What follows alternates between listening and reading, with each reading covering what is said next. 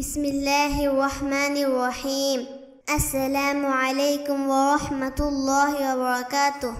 আজ আমি দানের ক্ষেত্রে 700 গুণ লাভের যে ওয়াদা আল্লাহ তাআলা করেছেন সেই সম্পর্কে একটি সত্য কাহিনী আলোচনা করছি। কাহিনীটি ভালো লাগলে লাইক, কমেন্ট ও সাবস্ক্রাইব করতে ভুলবেন না।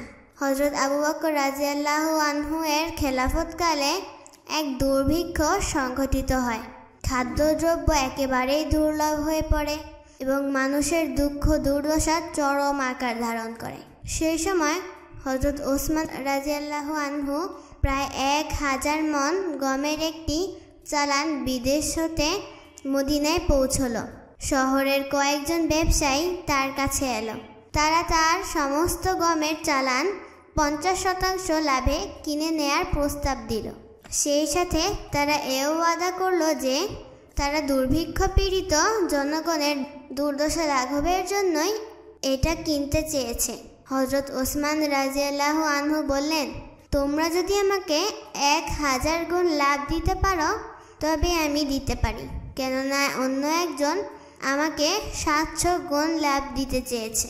ব্যবসায়ীরা বলল, বলেন কি, চালান মদিনায় আসার পর তো আমরাই প্রথম এলাম, আপনার কাছে 700 গুণ লাভের প্রস্তাব কে কখন দিল? হযরত ওসমান রাদিয়াল্লাহু আনহু বললেন, এই প্রস্তাব আমি পেয়েছি আল্লাহর কাছ থেকে।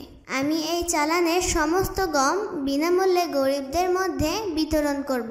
এর বিনিময়ে আল্লাহ আমাকে 700 গুণ বেশি পূর্ণ দিবেন বলে ওয়াদা করেছেন। গল্পটি ভালো লাগলে চ্যানেলটিকে সাবস্ক্রাইব করার বিনীত অনুরোধ রইল। আসসালামু আলাইকুম ওয়া রাহমাতুল্লাহি ওয়া বারাকাতুহু। আল্লাহ হাফেজ।